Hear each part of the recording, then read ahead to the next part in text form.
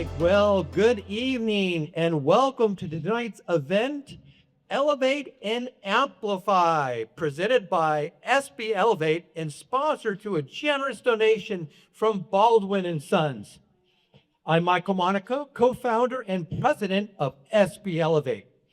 For those of you who are not familiar with SB Elevate, we are a nonprofit organization that serves the small business community through education, mentorship, and advocacy.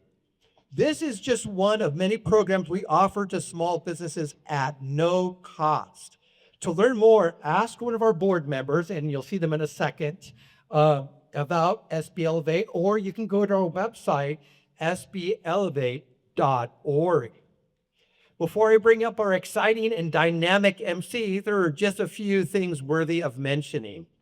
One, as you've probably heard me mention, the books in the back are yours. If you see something that speaks to you, take one, take two, take three, take five. We don't care.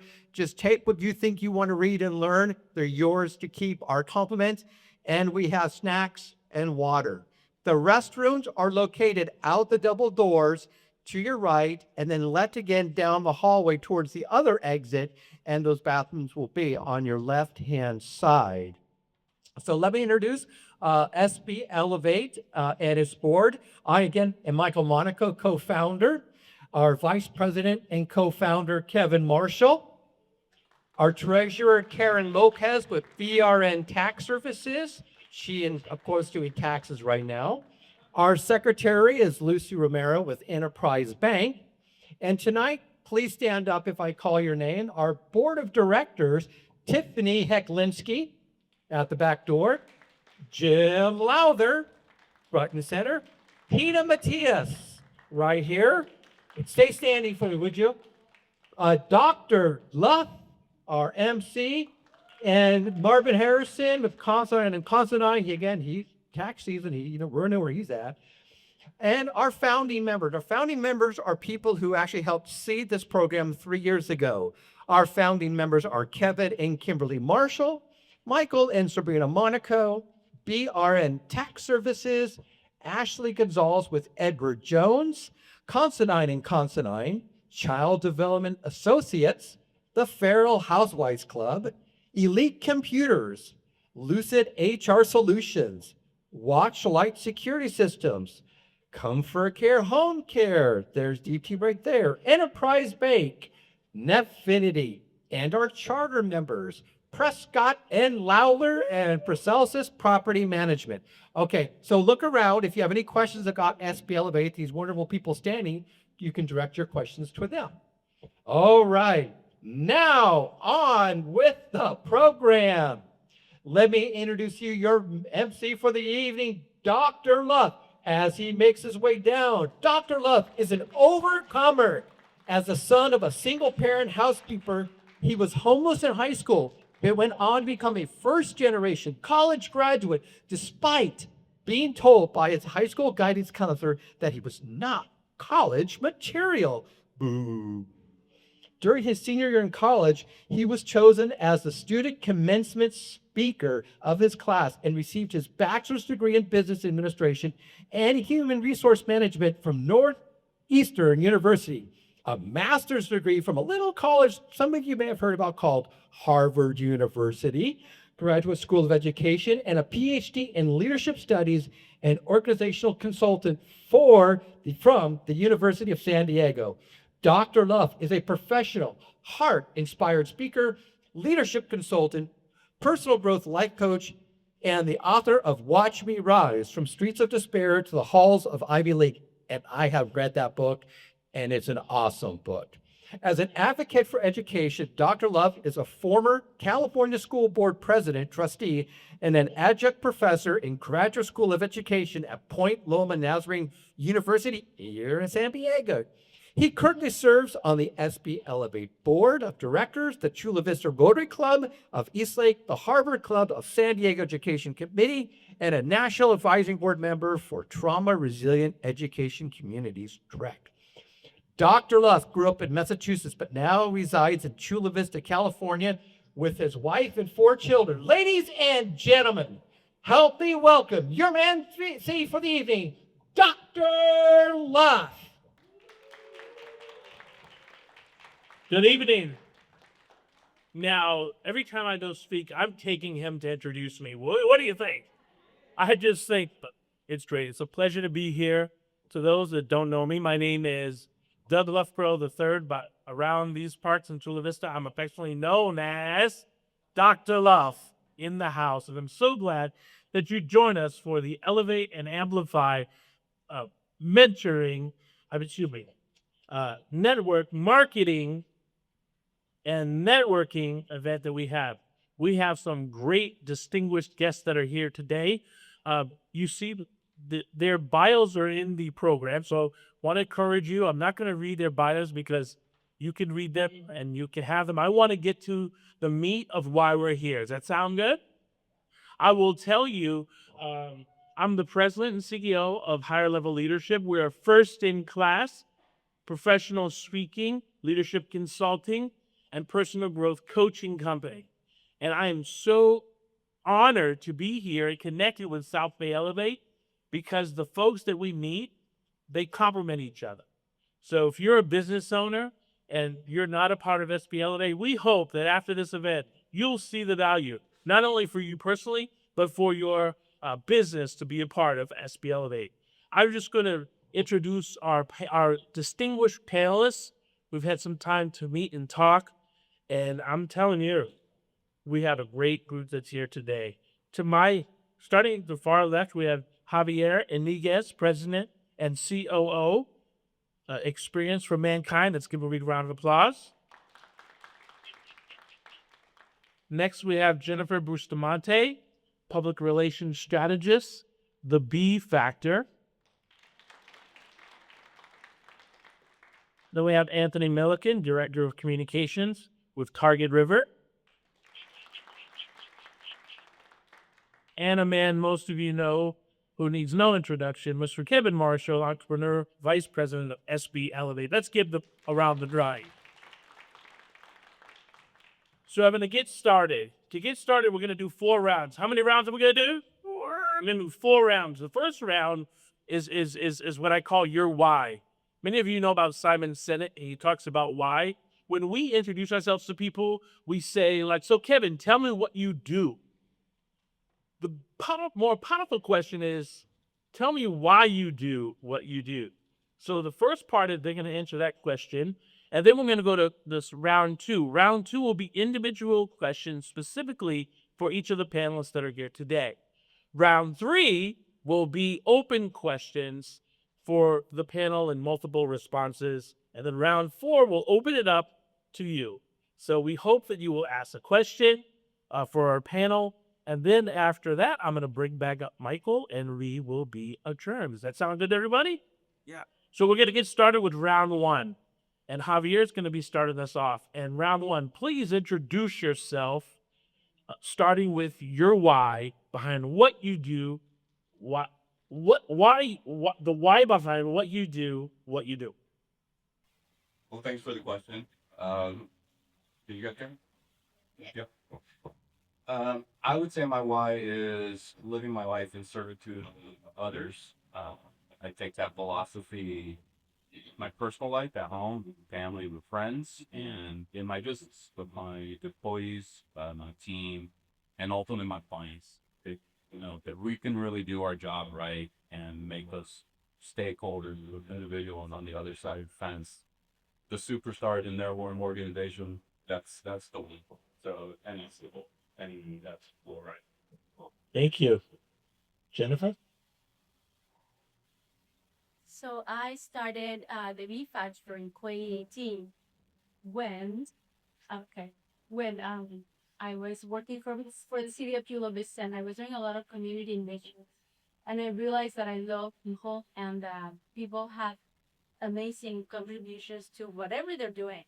I met many of you throughout my years, and I saw ever since high school, and that made me realize how important it was to connect people to make them the best version of themselves. So when I opened PV Factor, that was the goal, that we were going to take businesses and make them the best version of themselves.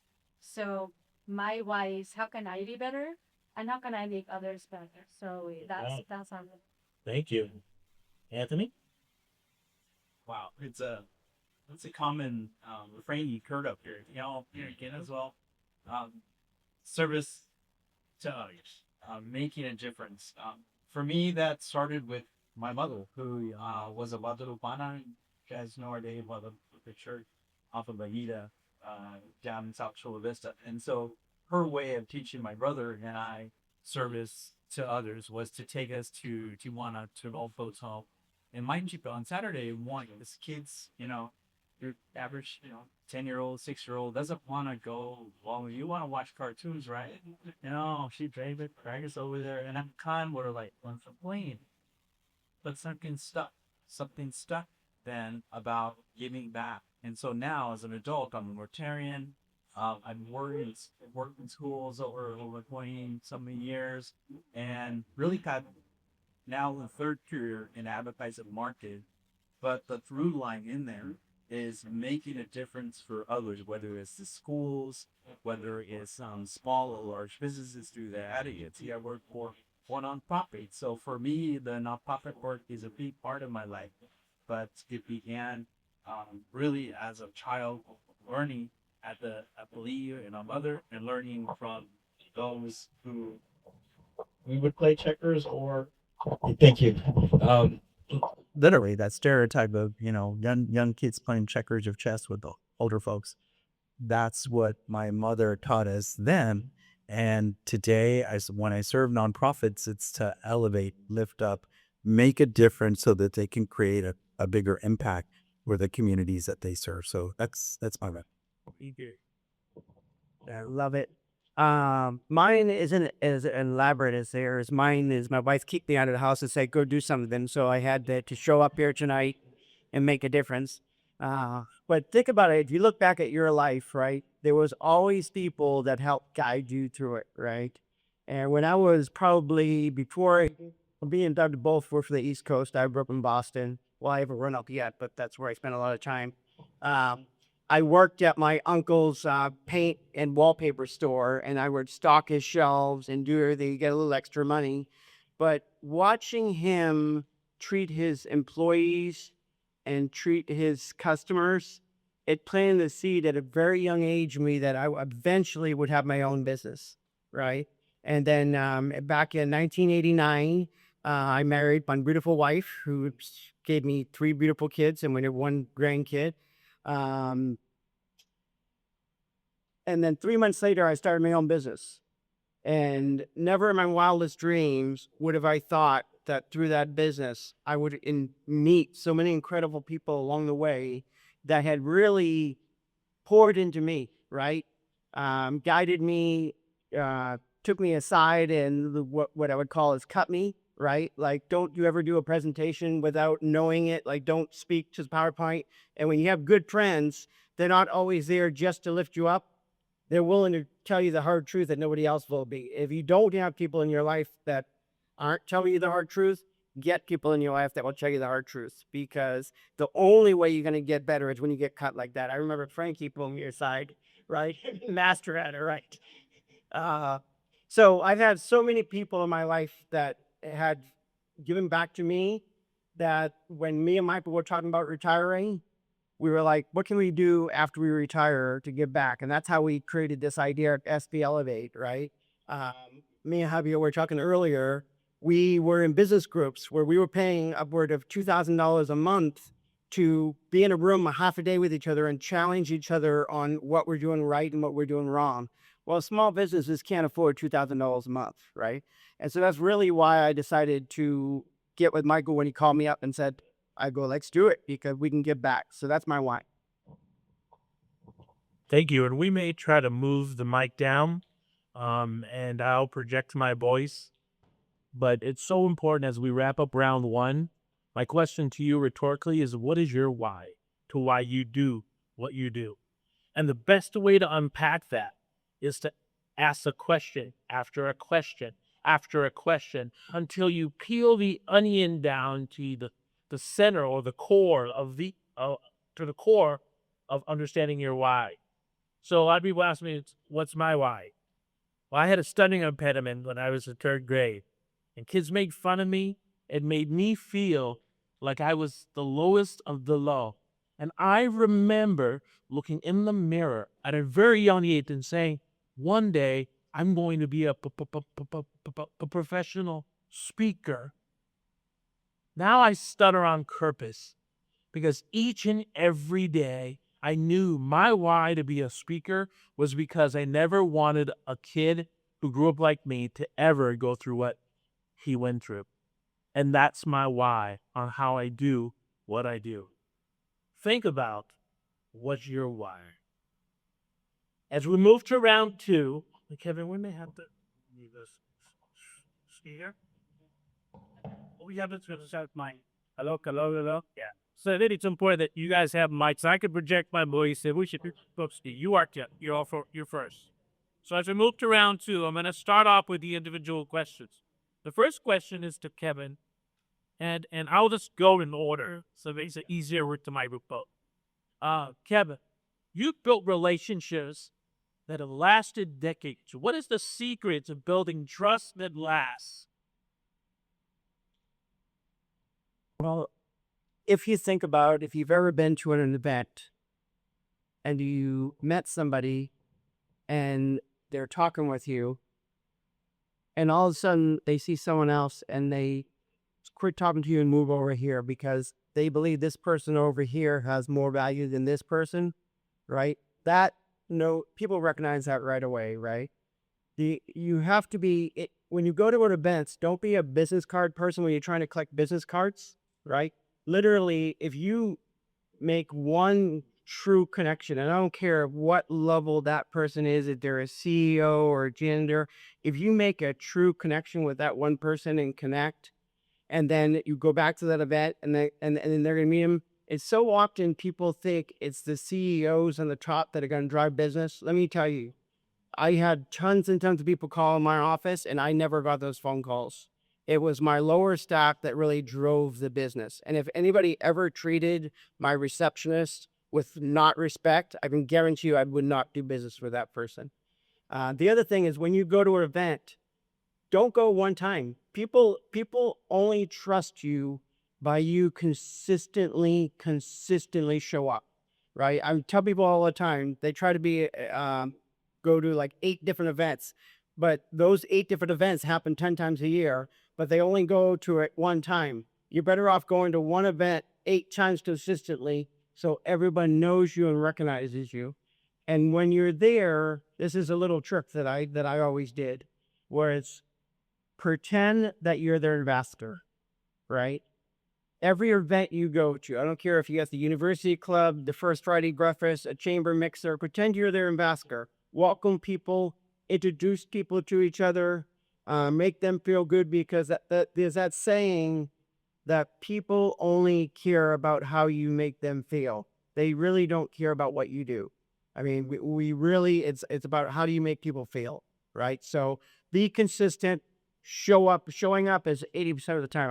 I will tell you in my lifetime, I'm not by far the smartest person in the group, but I worked hard. I showed up. And when you show up, it's amazing. I had my sister live with me for a year when she fell in hard times. And she goes, I had no idea you worked this hard. And I go, and she goes, I always thought you were just lucky. I go, it's funny. The harder you work, the luckier you are. And so when you're building lasting relationships that will last a lifetime, right? One thing that our good friend Frankie we were talking about is you should have a list of like 10 people that you dream to be in relationship with, right? So you have a dream 10, but then you also have a list of 10 people that you consistently throughout the month are checking in on them, right? Seeing how they're doing. Because I'll tell you, everyone always thinks that leadership be business. Oh, sorry. Yeah, sorry. We got 3 rounds, Kevin. That be. I know you're. You took all your questions. 3. Yes. Yes. Anthony, many businesses struggle to stand out in the crowded marketplace. What's the first thing you look at when helping an organization clarify or reposition their brand? Love the question. So really, it's about how to be the needle and not the haystack, right? So yeah, and it's about solutions. So advertising, marketing, what you do as small or large business owners and everything in between is you have a solution. So whether it's a service, whether it's you're in retail, auto shop, you're providing a solution. So if I've got a leak, I'm going to call a plumber. If my car breaks down, I'm going to look to try to find, a mechanic. When you're trying to stand out, then to be that needle in the haystack, one, you want to develop, first of all, awareness. So if out of all of those, mechanics or plumbers or retail stores, what makes you different? It's your solution, it's your service, it's becoming the trusted brand.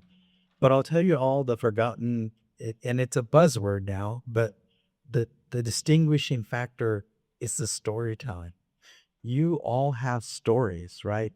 Even on our panel, and I'm going to share, a little bit of your story because it struck me.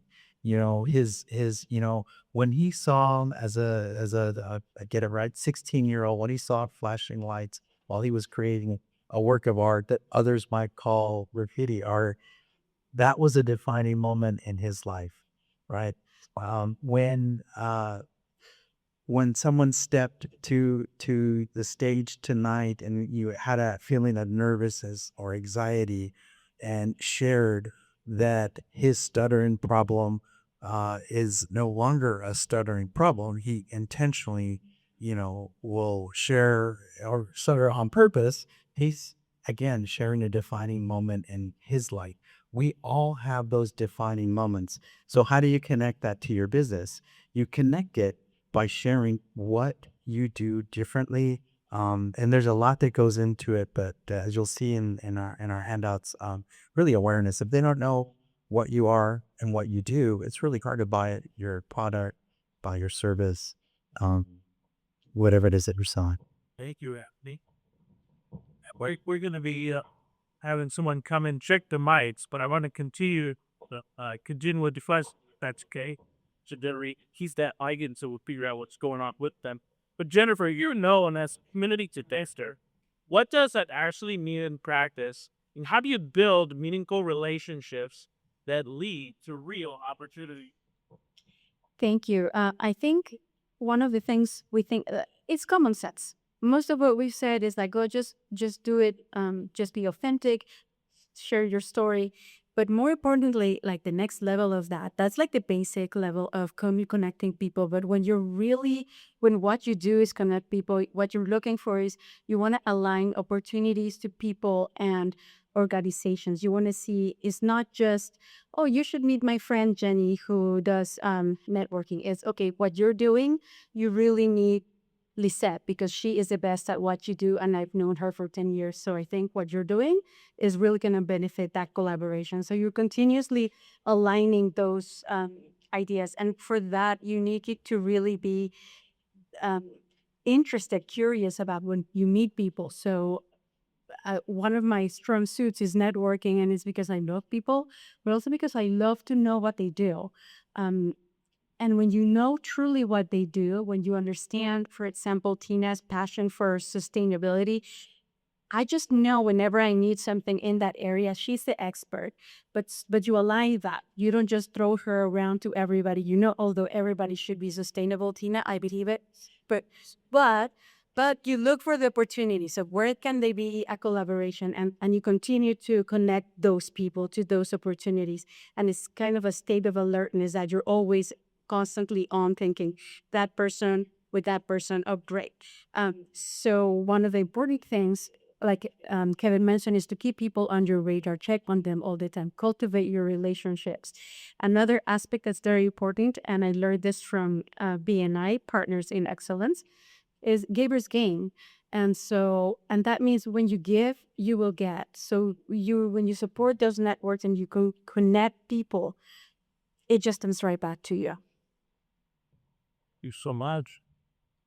Javier, from your experience working with organizations of all sizes, what are some of the biggest marketing mistakes businesses make when trying to grow?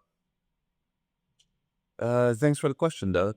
I'm really glad we started with the why for us individually, because I think that's one of the biggest mistakes businesses make in their market programs. The true starting strategy, and that is part of the why, and really defining your audience and understanding your audience is key to that strategy, and everything kind of drips from there, right?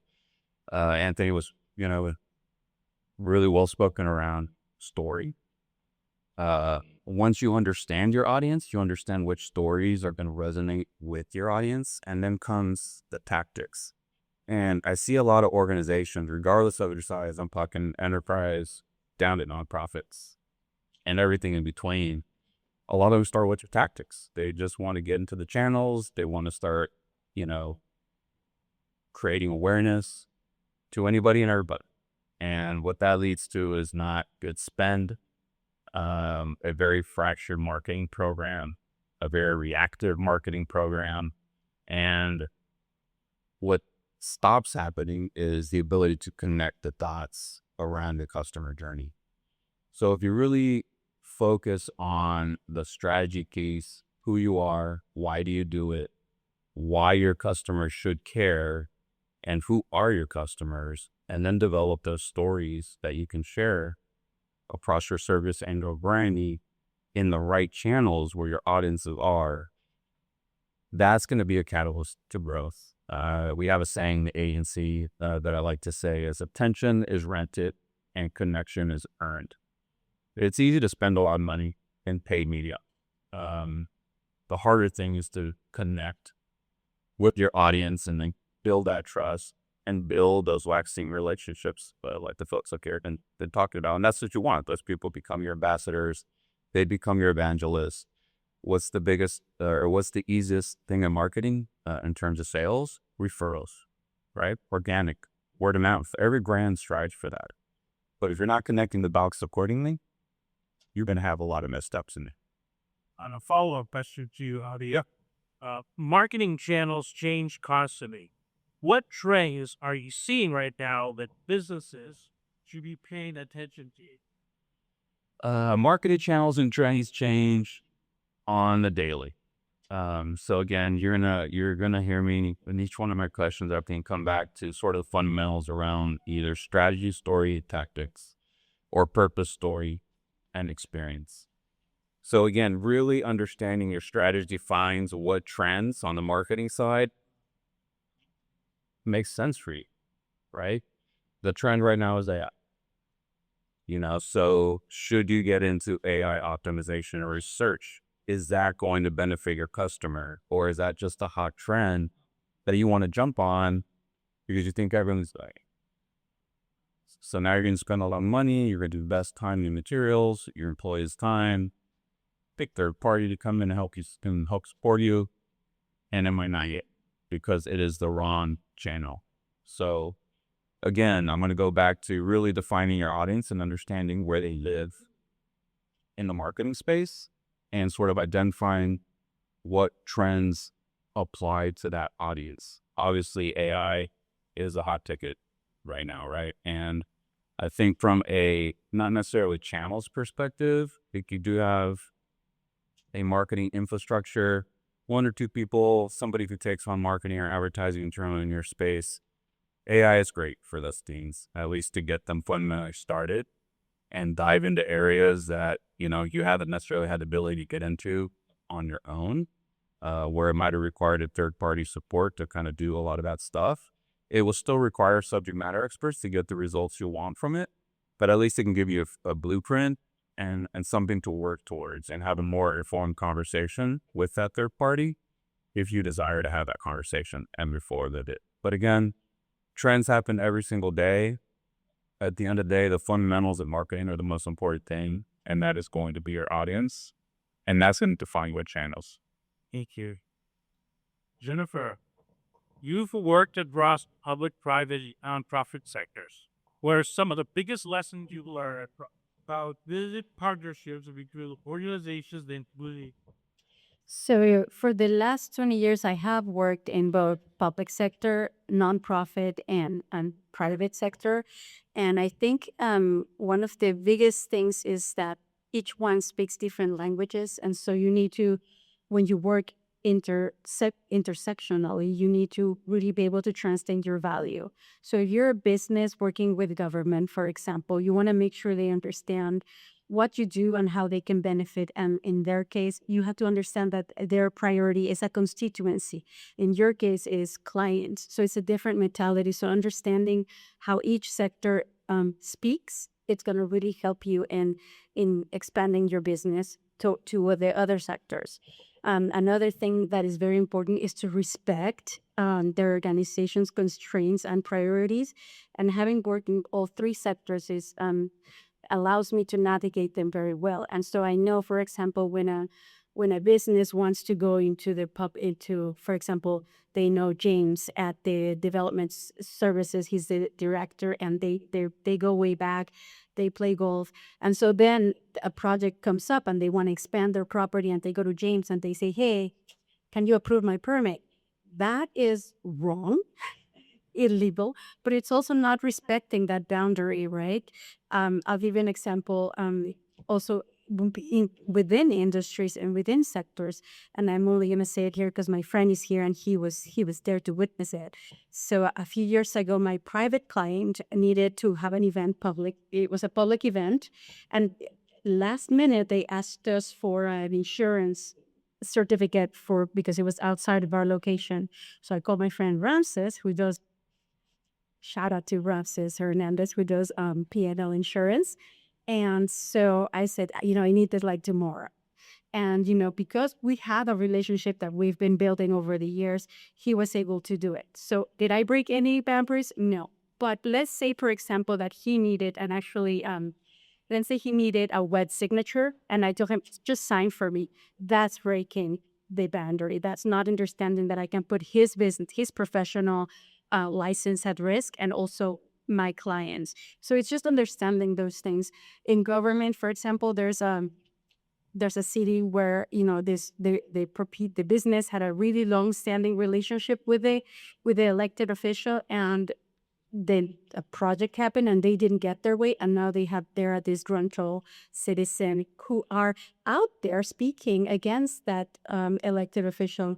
And so we all know that reputation is important. Character is who you are, but reputation matters, and it does matter. Because when I tell you that Anthony is amazing, you believe me because you have some trust in me. But if I tell you, oh, you shouldn't hire him, you're gonna believe me because you have invested trust in me. So we have to be very careful of those boundaries and constraints when working within businesses, with friends, but also intersectionally, specifically, for example, nonprofits. And I'll just be really quick to include that sector as well.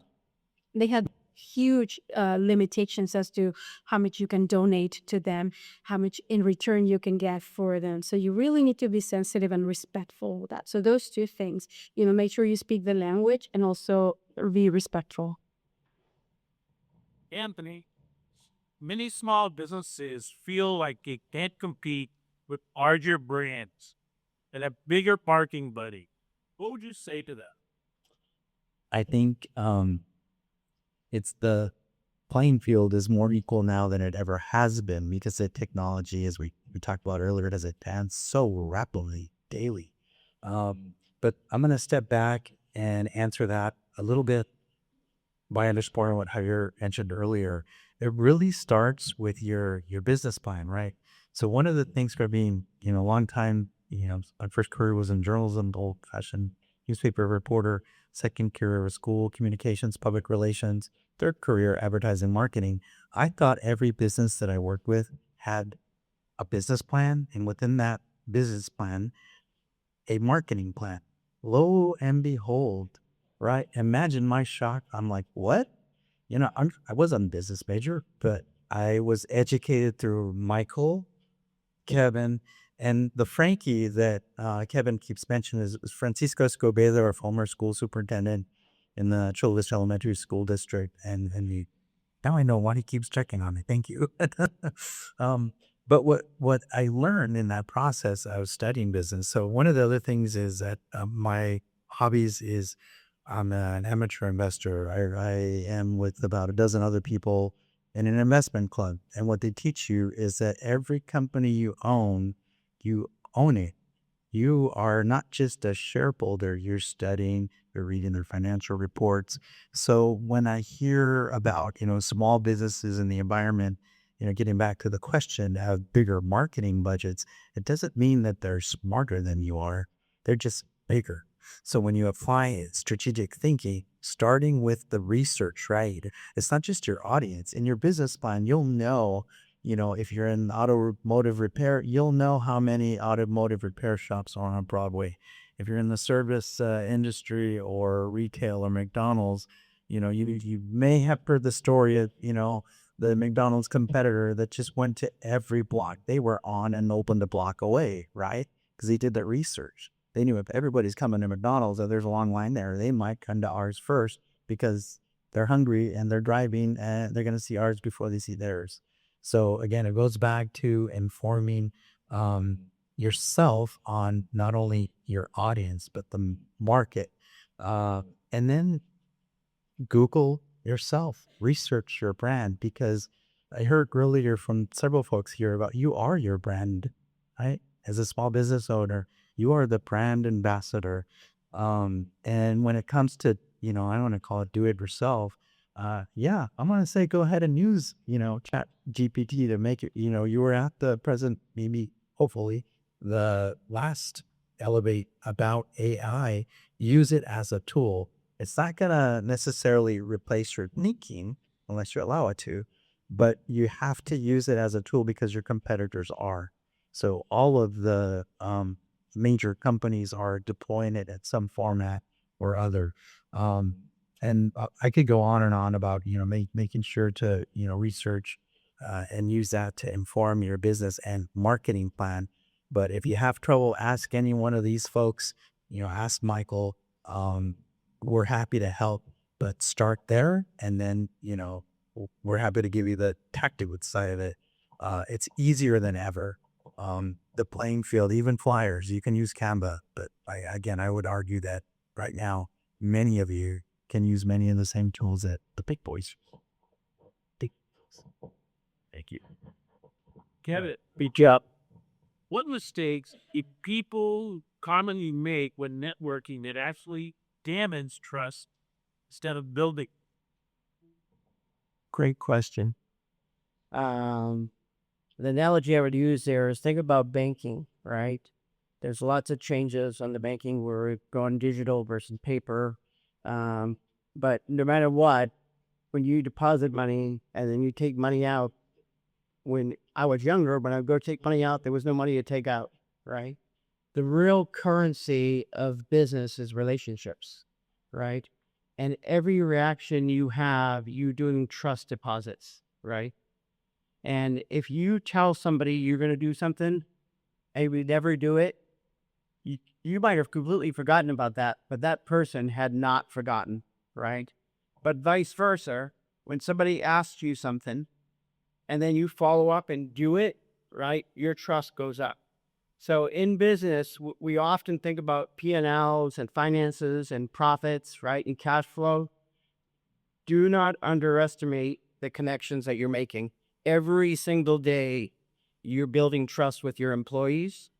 You're building trust with your neighbors, with your community, right, with the nonprofits that you interact with, right? So just remember, always put more in than you take out and look for ways to do trust deposits, right? Like if you could give something to somebody right now, but this benefit saying, I'll get you that information, and then sending them a handwritten note with that information, because that shows that you did what you said you were going to do, right? So just remember it like banking, right? You're building trust. Every interaction with your employees, every interaction with the community, look for ways to build trust, because you do it wrong, right? You say you're going to do something and not do it enough, right? You say you're going to show up and you don't show up. People quit the seat tree. They don't trust you. You're no longer. And then the one thing I would say too, Doug, is I love connecting people. But remember, when you're connecting people, you're putting your name on that stamp, right? So don't connect people for the sake of just connecting with people. Sometimes it's okay to say, no, I'm not going to open up my network to you, right? Because that person hadn't built a trust yet.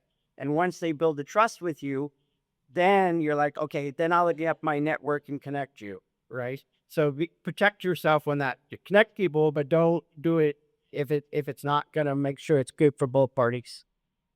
And Kim, we're gonna stay with you on this next question. You refer to this also in the packet. You use an analogy of a bee and stand up a mosquito. Can you explain what that means in the context of networking? So I'm a beekeeper, so I like bees.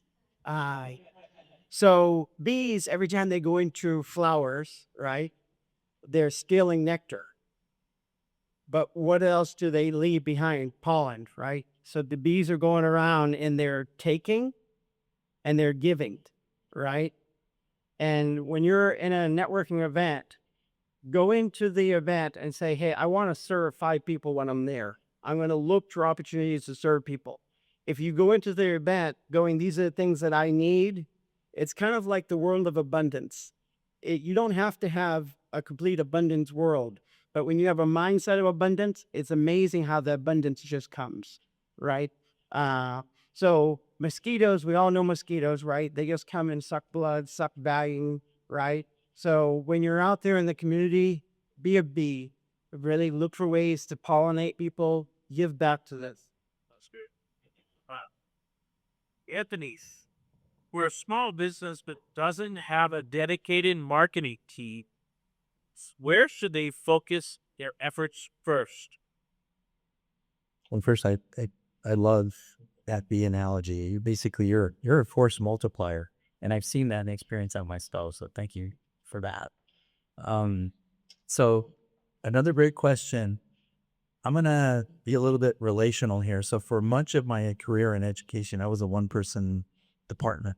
And it wasn't until the economy got better or we had more funds in the system that I was able to kind of grow a department, so to speak, and using a lot of those force multiplier strategies. I literally had to create my own team. I reach out, if it's Margarita, we need a community event, I'm in call you out because I see a friendly face, and among all the friendly faces here, you're one who I know. And so I often had to build my own team. Now, what do you do in a small business as opposed to a school system? Because I would literally find the most effective either a school secretary or district office secretary, and then I'd ask our friend, the superintendent, can I work with so and so and have her help me or him help me or this group of folks to execute this event or task or project? And inevitably, they're not going to turn the superintendent down. So, but you have to do it in a way, right, that they feel honored and emboldened and empowered. So, how do you do that as a small business if you don't have a dedicated team? Well, one, when you get to the point of outsourcing, I would tell other now charter CDOs or charter schools when they are doing their own social media and they're wearing multiple hats, right? Because they're smaller than we were in Chula Vista Elementary School District. I would literally ask them, is it the best use of your time as a CEO to run all of the organic, social media and posts? And yeah, they're fun and they build awareness, but does it take away from your duties as a CEO? And then they get that light bulb moment. Couldn't you, have parent concerns, staffing issues, dealing with HR issues, and all of these things that a CEO deals with? The answer is yeah. So when there are things that you can outsource, do it. When there are things that you can collaborate with on and build a team, collaborate, right? Look for the force multipliers. Even in your small business, they're there. If you're a mighty team of 5, you don't have to do everything, review everything, maybe, but the actual doing, it's a sea change when you can go to delegating, trusting, empowering them. Now, will they do it as good as you? Maybe not, but you're training them. The ultimate compliment is when you can train for 1, 2, or 3 people in your small business to do the job better than you. It goes back to what Kevin talked about like those that under him, right? He trusted them to make the right decision. And you're going to have to let them fail forward at times, but trust them, empower them, be that force multiplier. That's how you survive, I would say, as a small business. Thank you. Jennifer, many professionals feel uncomfortable with net worth. What advice would you give someone who wants to build a stronger connections but doesn't know where to start? So for me, it's super easy, and I used to think everybody can do it because it's not that hard, right? But then I began to learn about introverts, and I went to a speech about a good friend of mine who's incredibly successful, and she was talking about how introverted she was. And so networking is hard for someone who's shy. It's hard for someone who is new to a community. So there's many reasons why you can feel uncomfortable with networking. Even I, when I walk into a room when I don't know anybody, I walk in with certain social anxiety, and it is important to be aware of that, because if you're aware of it, then you can manage it. If you're not aware of it, you're going to freak out and run away, and that's allowed as well. And that's your free card. So whenever you go to an event or a meeting, you give yourself permission to know that you can leave at any time, and that immediately takes off the weight that you were feeling. You're like, okay, I can do this. So I'm going to give you a couple of tools, and one of them, if you picked up one of these at the entrance, I'm going to give it. It includes 2 tools to start networking. So it's called the icebreaker, and if you wear these, I can guarantee you someone's going to come to you. You are attracting with the icebreaker. They're going to go, hey, cool socks. Where did you get them? And that opens a conversation immediately and breaks the ice. And if you're not into socks, or you're more into heels like me, then I give you the taste of rainbow, which is candy. And it's as easy as, hey, you want some?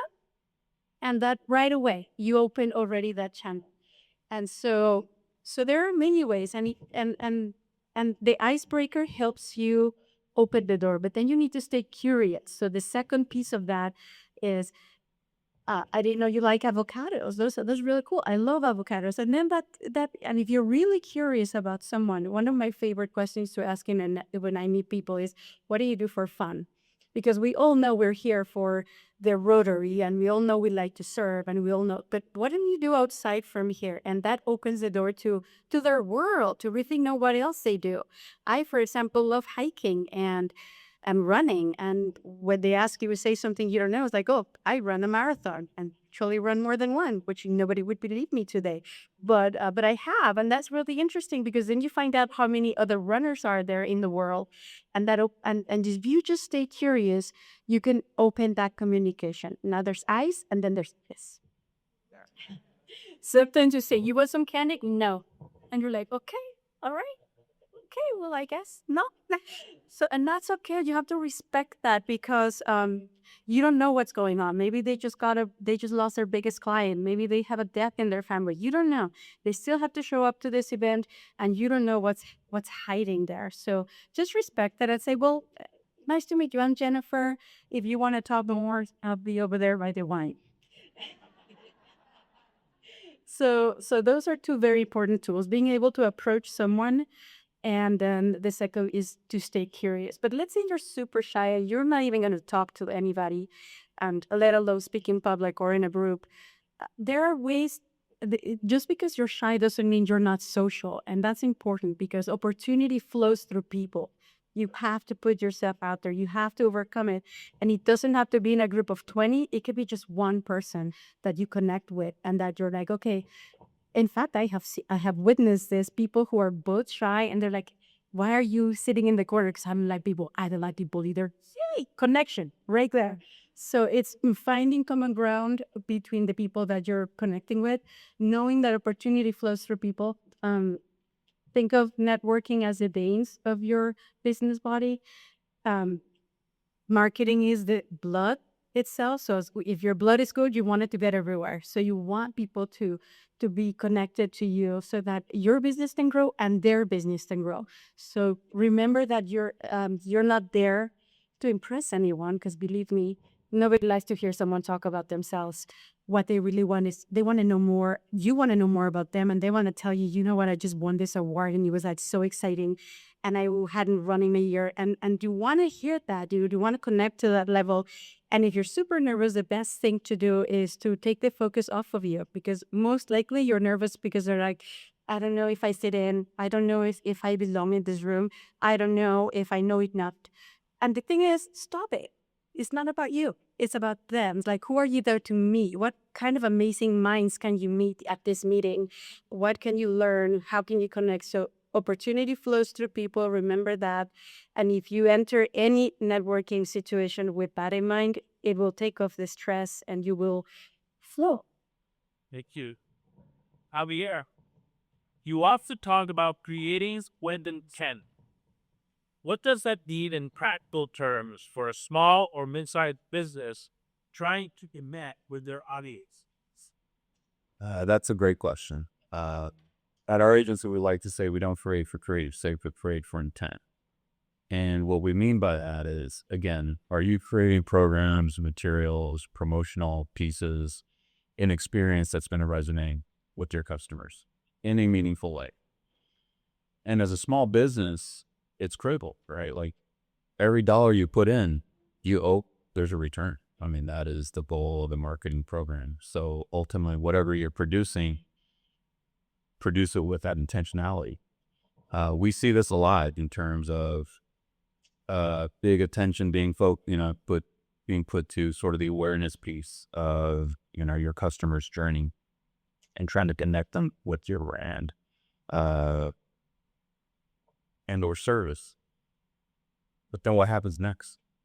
How do you carry them forward through that experience with your business? A lot of things that we see are even on the internal side. If you're putting out a piece of communication, a promotional piece, how are you paying that off when somebody walks through your doors? Have you trained your staff? Are they aware of what's happening on the marketing side? How are they sort of contributing to that experience and creating that meaningful experience for the customer? So when we say, create for intent, it's to move the needle. It's to create an action. It's to get them from one point to the next point. Doesn't mean conversion in every case, but it means them connecting with your brand, pushing them farther down the funnel, and hopefully they will convert in some way, shape, or form.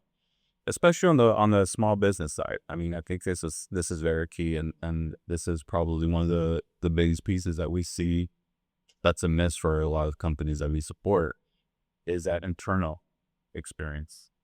Supporting your internal team, developing those training programs. How do they become better to your customers? So how do you embolden, how do you enable those individuals to continue to tell the story, to continue to be the brand, to live the brand, just as much as you're the owner, and should be in your DNA.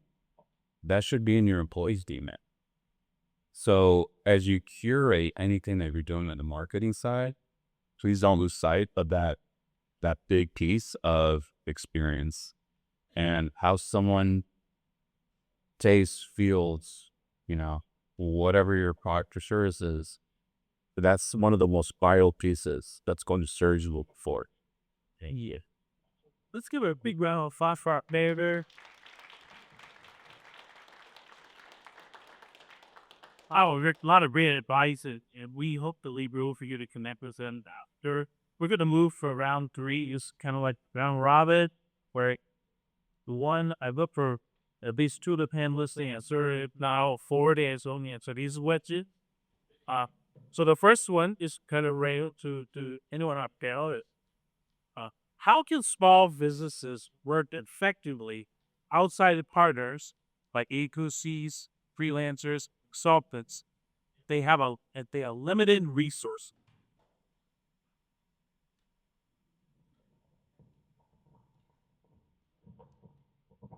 I'll take this because I made lots of mistakes in my lifetime, and it wasn't until later on that I was connected with true professionals that knew what they're doing. Remember, when you're working with agencies and professionals, the better they make you look, the more successful you are, you're going to stay with them for a long time. So you want to be very clear with them on the budget But the mistake I see people make is thinking that miracles will happen in a month. You want to go into it with the mindset of 12 to 18 months, right? That you're investing this amount of money for 12 to 18 months and really have the open dialogue, because that's what I've seen. I've made mistakes where I did it for 3 months, but didn't do it long after it really started doing the cycle. So that's my input on that. Well, I just quickly add that in addition to the length of time, understand that if it's digital, right, in the digital world, impressions are the number of times a person, either sees an ad or hears an ad. And again, advertising is different than marketing, is different than public relations. So if the question is really more related to advertising, keep in mind that now the data shows that it takes around 7 or 9 times for a person to take the action step to purchase a product. So relate that to yourself. Do you buy on the first time you see an ad? No. And most people don't.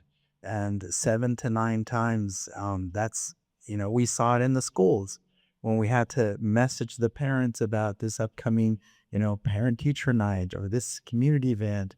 It's just, that's why you hear multi-channel approaches, because they're not always on Instagram or Facebook or YouTube, and definitely not all three at the same time. So you kind of have to hit them, in multiple formats, multiple times. So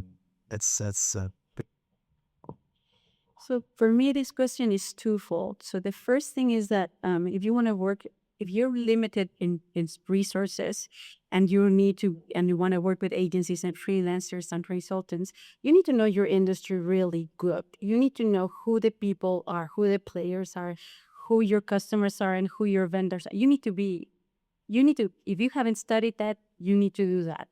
And once you have that, then you can look for there's a myriad of free resources online, especially now with technology being so advanced. There's so many apps that are free on the basic service. You can upgrade, but there's a free element to it. So use it. But you can't just go looking for apps randomly. That's why knowing your industry is important, because ChatGPT is great for some things, but Gemini is good for others. But so know what is the best way for you. LinkedIn is great for some things. Facebook is great for others. And go through your network. Scroll down your list of friends on LinkedIn and see who can. It's important. This is about networking again. If you are continuously in cultivating your relationships, who can give you advice, who can give you. Today, actually, this is great because Andrea, can you stand up for me? Andrea is a college court volunteer from USD. So because I was a college for when I was in USD, I maintained that network relationship with the directors, and I called them a week ago and I said, I need a staff for this event, and they sent me somebody. So she needs the credit and I need the person, and that right there is a zero resources exchanged transaction that is benefiting her and it's benefiting me. So, but you need to know, right? You need to cultivate your relationships, and you need to be very intentional and as how you move forward. The resources are there, but there's so many that you can be overwhelming. So intention. Rob, LinkedIn. Yes. What are the questions? So we'll move to that question. In a world of LinkedIn and digital connection, how do you turn a contact to a real relationship?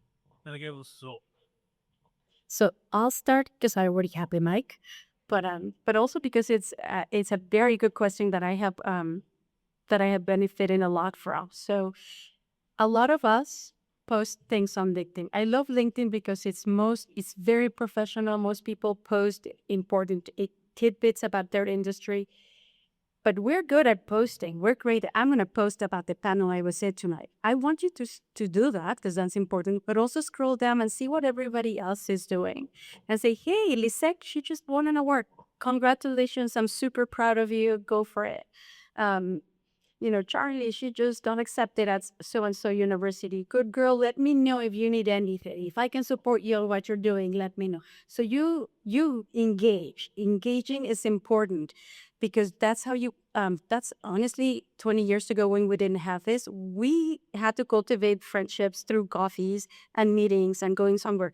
Now we don't have that excuse. We really do need to engage. So that when, for example, as a matter of fact, today I had to connect my client to an organization that we want to collaborate with. And I did it through LinkedIn. I'm like, what's her name? And I looked her up like, yes, I know her. And I told her straight up, I haven't reached out in about 4 years, but I haven't forgotten you. I think you're amazing. I know you just got promoted. And I knew that because I scrolled down and I checked and I saw that she was promoted in her company. And I told her, you go, girl. So even though I haven't really reached out through work, 2 weeks later, I was able to make that connection through her. So engaging intentionally and genuinely, I think is a key. Those are all great points, and I wholeheartedly agree. LinkedIn could be very transactional, as the folks that are active users understand. So what I've started kind of implementing after a very long time fighting LinkedIn, I just did not like it. That was the old school coffee. Let's go have a chat. But how do you kind of reinvent that in the digital space? And candidly, it's just being vulnerable, being authentic. You kind of know when someone tries to connect with you, and it's transactional, right? It's someone trying to make a sale. If that's your intent, by all means, keep spraying paint, right? And you'll make a connection at some point. If you want to make a meaningful connection, get into their messages, really start to understand who this individual is and what value you can ultimately bring this individual, what value they can bring to your world. There's not only LinkedIn, there's other social channels that are public domain. See if they're on those channels. It gives you a little bit broader perspective of who this, what their interests are, what their hobbies could be, if they have a family. It just gives you that broader picture that when you start to sort of build those communications with that individual that you're truly, truly trying to connect, go deep, right? That someone on the other side, just put yourself in their shoes, right? You guys know when you get a very transactional message in your inbox or someone comments on a post that you put out, it's kind of the standard LinkedIn play. And that's fine. I mean, that's part of what you have to do in the engagement space. But if you want to amplify that, be vulnerable, be authentic, just go there and try it. It's the test and learn route, go forward. But it has paid dividends on my side. Just real quickly, I'll use this event as what I probably should have done, and it's my apology to you that I didn't treat you as a client. So yeah, we all post. But step 2 is direct message. So I would have direct messaged Odette and everyone else in my network. I'll be at South Bay Elevate this Wednesday. Step 3, I would email you as well. So LinkedIn is one. I remember we talked about multifaceted, multi-channel approaches because you all need to, we should have hit you at least 7 to 9 times, right? I just told you that's the data, the movie to action. So the empty chairs would have been more filled had we taken that practice that I helped treat you as a client. So again, we said, the post on LinkedIn, the direct message on LinkedIn, and email from me, not the one that went to all this Elevate, but I would have forwarded Michael's message to then my network. And then the old fashioned, what have we always at events? I would have said, hey, you're coming, right? I'm going to be on this wonderful panel with these amazing experts, marketing mate and growth, so just all around great people. The personal connection, whether it's a text message, a phone call, or a coffee, an interaction still works. And I would argue now it's almost come at full circle where that personal touch is needed more than ever and is more effective than digital. Mine will be short. Take it offline. And one of the tricks that I would do to take it offline is I always liked giving out books. And I've reached out to people I want to connect with and say, I got this book and I instantly thought of you. Do you have 15 minutes for coffee? Because I'd like to give it to you. And it just is as simple as that. I thought of you and I think this book would be great for you. I'm the most best. Oh, well, I know so This is a little bit different.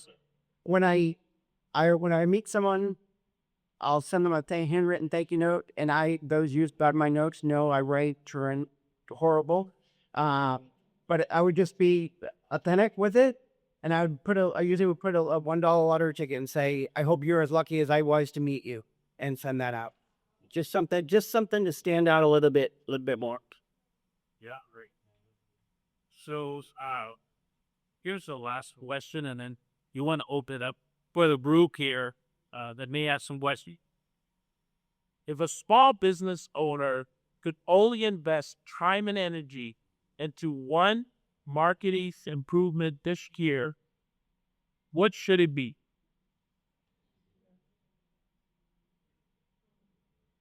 To truly know what your through line is, what your message is, so that everything you do, your message is very consistent through that, and be authentic. Related to it's not knowing your audience, it's knowing your customer base. So I'm going to relate it to in the nonprofit world, right? Donors, the most likely donor to a nonprofit is their existing donor base, right? So I'm going to extend this to you and your small business. The most likely person to buy your product or service is someone who's already buying your product or service. So the question is, can you grow, their connection with you so instead of, if you're selling, whatever the service is, can they grow their business with you? I would say focus on that. As it's sometimes more cost effective. It's organic, right? Because you already have them. You don't have to spend new advertising dollars to reach in your audience. So start with your internal customer base. And kind of like to piggyback on that, I think the best thing, if you only do this one thing and you're worried about the budget line, buy a stack of stamps and a stack of notes and send them. Say, hi, I thought of you. I hope you're having a great week. Happy birthday. Thank you. It was great running into you at the restaurant the other day. How's everyone? Have a fun day. Like, even that alone raises your visibility, but genuinely, and you're also making someone happy. So if you do that, people will remember you. And they know Jim Lowther does insurance. I mean, just send me a birthday card. I know someone, like, immediately you're on the radar for business. But that's not your goal. Your goal is to connect. But that's a marketing tool that is both good for people, for your soul, and for business. I would say the most successful businesses don't ask, how do we sell more? They ask, how do we matter more? So if I had to give one tip, it would be introspective and kind of answer that question for yourself. Take your hands out. One more big round of applause for our cat bed. And now I'd like to pass the proverbial mic to you. Does anyone have any questions for our panelists? Be really loud with your question. Well, I don't have a question, but I have a comment. But all of these are people, two of whom are the closest and dearest to me. I could vouch for everything that Jennifer said, because she really truly, she walks the walk and talks the talk. And I can tell you as a client of hers that she knows. And my dear friend Trevor, who again walks along and fucks the far as a ducky eats. How about trust and building out, right? Showing up, that man always shows up. That's what I call rape referral right there. Others, question you were thinking that you missed? Yes. I have a question, Adam. I had a question. You guys did mention multiple times the trust factor and growing and the connections. What type of advice do you have for a new company, new business, when there was a bad, I don't want to say bad at all, but there was a bad interaction. So you have to we reinvent, not reinvent the wheel. You just have to rebuild the connection so that because it is a bad taste in their mouth. That is a great question, and every single business falls short sometimes, right? I had a thing called humble pie, right? If we made a mistake, we would go to Hans and Harriet. Those of you that know Hans and Harriet, we would get a pie or a cake or a strudel from them, and I would bring it to them and say, "We fell short, and I'm really sorry." And I'll tell you, that little step of admitting that you did wrong will go so far on building trust again. Yeah, that I love that humble pie. I haven't instilled up. I think it's just honesty and transparency, right? When you own up to it, I often see, and I cringe when I see businesses get in on a Yelp review. They're getting into an argument with their customer, and everyone in the world is seeing the back and forth. So the customer ultimately is always right when they're wrong. And in this case, what you're talking about is if it was your mistake, just own it, be transparent, and apologize. I had to do that this weekend. I think I shared with you with the winery event where our Rotarians were at a winery. No beer was allowed, going in too deep. But the issue was you apologize. I'm sorry that someone didn't read our rules. They brought a cooler. They had beer, jeopardizer, and we owned it. By the end of it, after I listened to her vent for about 10 minutes, by the end of it, she just said, "Don't worry, it's all good. I know you. I know it wasn't you." And when you're just upfront and honest and transparent, I believe most people recognize that, and then you follow through with the humble pie, which I probably should do, right? Make it a little bottle of wine. I'm kidding. That's the transaction. So, yeah. And in addition to that, and as you build it back up, right? Because every business, small or big, you will have an unhappy customer. Some of them will not tell you and they won't come back. So be grateful for those that tell you, because now you know there's a flaw in your system. So for me, my advice would be never ever blame your team. Never say, "Oh, Charlie didn't do her work. I'm so sorry. I'm going to fix it for you." Don't you dare do that. What you do is say, "We are so sorry." You take ownership as a company. And you say, "I'm so sorry that happened." And moving forward, let's say that customer left and now you have to rebuild your reputation. Don't worry and don't stress about it, because every business goes through one of those. I don't, only new businesses get 5 stars on Google. The more reviews they get, it goes back to like 4.8, because there's always one. There's always one who says Jenny was awful, and I'm like, "Oh, come on, cut me some slack."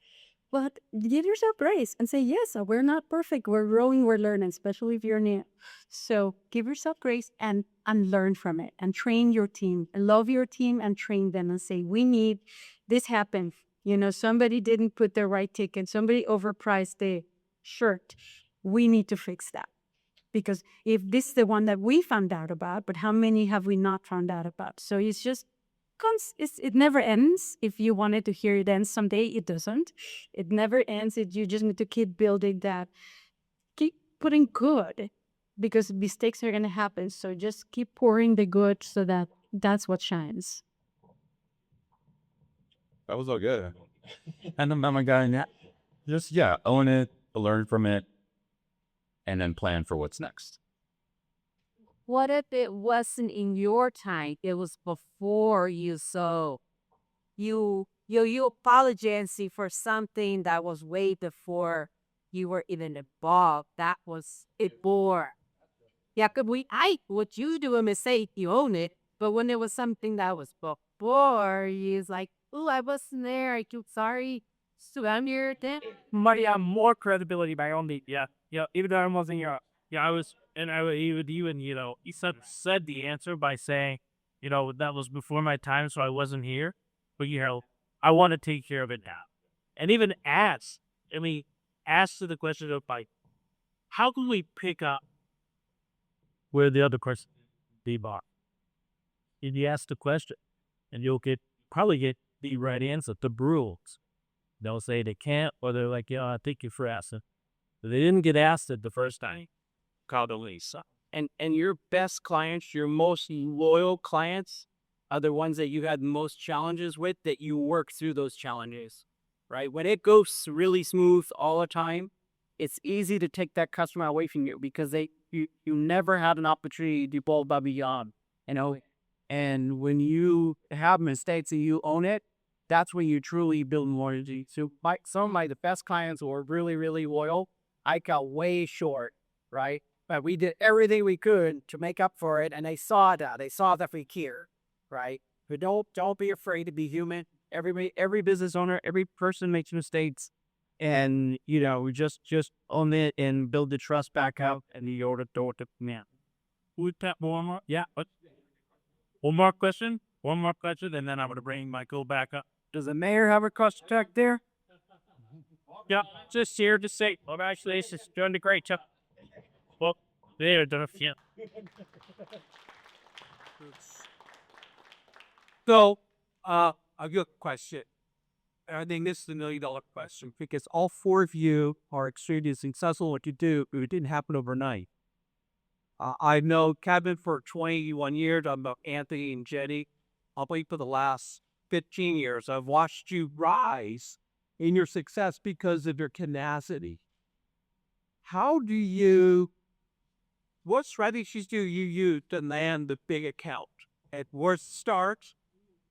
And where's the never end? But where's the start? How do you chip away at that stone? Well, I was in the copy business, so I had no original ideas. I copied everything. And there was a great book. It's actually a very old book from Chet Holmes, and it's called The Dream 100. And I literally took that book and took the logos of all the companies I wanted to do, and I had it in my office, right?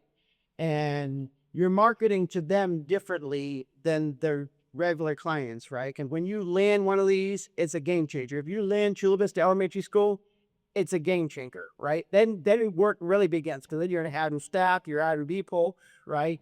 But I would look up that book. It's called The Sales Chain from Chet Holmes, Dream 100 list. If not, I've got a PDF of just his how to do the 100 and reach out to me.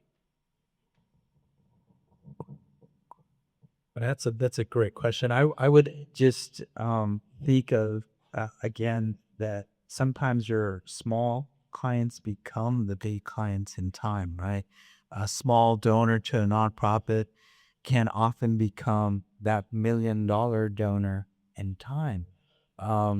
So I don't consciously, at least I haven't, and I have a very different career arc. I'm new to the private advertising marketing side for private side. Much of it was a public agency work. So in terms of landing the big fish, I don't look at someone necessarily as a whale donor or whale client. I look at them as a person, and might I, to borrow Javier's word, matter to them? Might the service or the value that we bring, whether it's a nonprofit, a business, large or small, how do we build that connection so they might consider us next time they do an RFP if it's like a major client? And those big school systems are probably bigger than most large businesses. Yeah, sure. So I'll go back to networking. And so use your network. If you had your eyes, say, for example, on CopyLink, you really want to collaborate with this big, big company, use your network. Who knows the CEO? Who can introduce me? How can they tell them how good I am at what I do? And what I want to make sure for example, do they ask? Don't be afraid to ask your friend, hey, can you connect me to CopyLink? I really need that account. Be an addict, and I'm very familiar with it because my husband is a faithful member of it. That's what they do every week, Wednesday morning at 7:30 a.m. One of the things they do in their meetings is ask. What is your ask this week? because then everybody knows what you're looking for. And it's in the radar. They don't go actively to work for you, but it's in the radar. But if you don't ask, you don't get it. So make sure you are not afraid to say, I want that client and I want my network to know. And out of my network, who's the closest to that?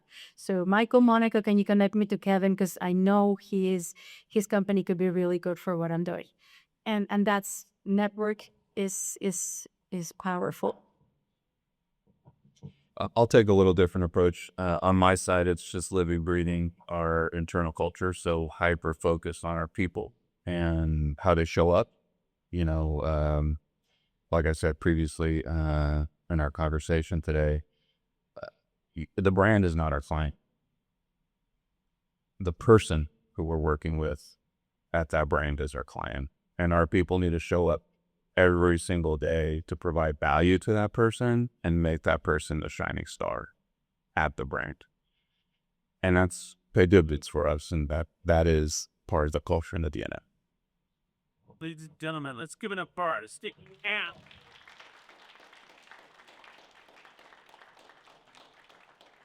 And a big round of applause for MD Dr. Locke. I got writer's cramp because I kept taking notes and I can't write as fast as these guys can talk, but I should have learned shorthand because there was just a wealth of information delivered tonight. And I just want to really recap a couple of the highlights in my aha moments and epiphanies with these wonderful guests. This is being recorded and this will be available, so we'll be able to send out if the email you used to register for the event is accurate. You will probably get a link in the near future of this so you can go back and review it, and I encourage you to do so because there are some gems. What Kevin talked to you about he and I when we formed SB Elevate, we formed it on one basic premise, and it was through our years of networking, and this goes for probably a lot of you in the room, you often get a call from somebody and they say, who do you know? Right? Oh, I need to find a plumber or mechanic, someone on social media. Who do you know? Well, Kevin and I and many of the people on our board were those kinds of people. And so we formed SB Elevate because we wanted to use this as an outlet. So when people called us and said, well, who do you know? We kind of formalized it. But that was kind of how SB Elevate was formed. It's because we wanted to continue to share our networking experience and our connections with people we know and trust with other people. We didn't want that to go away. Kevin's, my aha with Kevin, and I love it when he tells the story, is the mosquito versus the bee. That is gold. Or that is honey, but that is awesome. I mean, and think about that. Jenny, I think, giver's gain has always been a great philosophy. And I think the other thing that she spoke about that was powerful was speak to your industry. Because speaking nonprofit to a for-profit, it sounds like Hebrew, So speak to, and learn the language of your industry. Javier, I think, oh my gosh, this one blew me away, and I want to make sure I get this right, so correct me if I wrote it down wrong, but did you guys catch what he said? Attention is rented. Connection is earned. If I was to sum up tonight's event with one phrase, I would use that phrase. Again, attention is rented. Connection is earned. Did I get that right? All right. Anthony is just the master, especially when it comes to storytelling, defining moments. I love he talks about the force multiplier, but he said something tonight to me that I never thought of, and it was so simple. And I hope you all caught it too. And he said, Google yourself. Honestly, by a show of hands, how many of you have actually Googled yourself? Awesome. I have not. I'm almost afraid to see what it says. And there's a story behind that some other day. I'll tell you if you pull me aside, but there's an interesting story. So I hope you really got a lot of value out of this. And what I would ask you to do is we host these events twice a year. This is the first. The second one's going to be sometime in October, and we will be broadcasting what the theme is. But if you liked what you heard tonight and you like this format, And other than being kind of cold, and I'm sorry, we can't control the AC, we keep trying, it can't take care of it, but share this. When you get an invite to the next SB Elevate event or workshop or panel, freely share it with all your friends, because how many of you are sitting here thinking, boy, I wish my so-and-so friend was you guys. I wish so-and-so was here tonight to hear this. Because this really is the best of the best, sharing the best knowledge for free. So I also want to recognize our mayor, John McCann, here tonight. He's been a great supporter. He attends as many events as he can. I appreciate him being here. Normally we allot time for him to say a few words, but our time is tight. You got to shut down things up and get out before the library closes. But he will be around to talk with you if you have any questions. Can I just say one announcement? Go ahead. The State of the City will be in April at the Elite Training Center. Tuesday is April 28th at 6 blocks. So you're all welcome. There's going to be a lot of great information and great networking events. It will be posted on our website through our constant contact. So, all right. So as we end tonight, we are looking for a few of you to share your remarks about tonight's experience on camera. If you're interested in doing a little, hey, this is what I got out of it. See Andy Cruz back there with a microphone in his hand. We would welcome that. And yes, we will be broadcast out so that you can share how you learned or what you gained out of tonight. So thank you for coming. And again, to learn more about SB Elevate, speak to any of our board members, those who stood up. And I get one more big round of applause for our panelists, Javier, Jenny, Anthony, and Kevin.